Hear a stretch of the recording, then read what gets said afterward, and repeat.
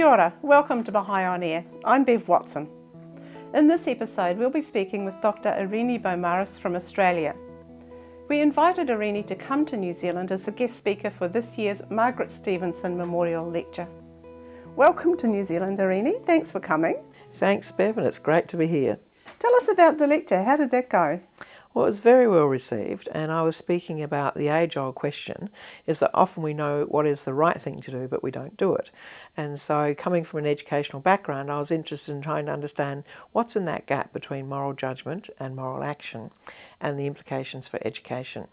And you were just speaking at a conference in China right before this on roughly the same subject, is that right? Yes, I gave a session on cultivating morality in early childhood, because one of the things that we find out is that most of the foundation for developing a moral capacity is laid down before the age of 5, which of course in the past many parents were at home to be able to do, or grandparents that assisted in that area, and of course now it has huge implications for being able to look at the development in institutional settings as well.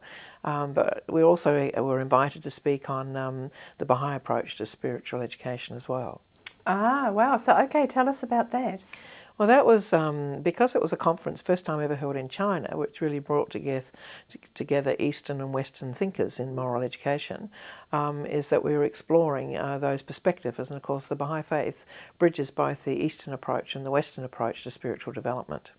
And what I talked about at this memorial lecture was how do we help children to make wise moral choices? Mm-hmm. And it's just like we learn to think or we learn to do mathematics, that we learn to be moral in the same way that we learn to read and write, which really in a way changes our focus, because we tend to think that we get children to behave through shaming them or through deprivation or through consequences, rather than understanding that it's actually focusing on and encouraging them to act out on these positive or virtuous behaviours. So now that most mothers, or a great many mothers, are actually out at work and aren't there with their children in those early preschool years that are so important, how does that impact on the development of the child and their ability to make good moral decisions?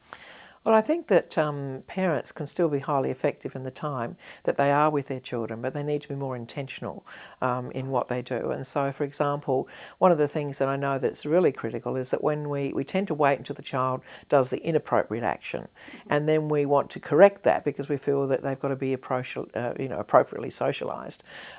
So what they found was that if we actually name the behaviour, so for example, they found that empathy is the foundation to morality, develops between 18 months and 2 years of age. And so when a child actually is wanting to do that, they share their food and we say, oh, it's yours, you eat it, rather than understanding that you actually say at that stage, thank you very much, it's very kind of you to share your food, would you like it back? And so it's the idea that whatever action you name the virtue and you name the action that describes that particular virtue. Can you articulate spiritual transformation, and can you replicate it? And so as a result of being able to try and identify what were the moral and ethical capabilities for the child living in the 21st century and implementing that for a year, we got these astounding results. And I'm thinking, we've made so many changes, but what were those changes and why did they work?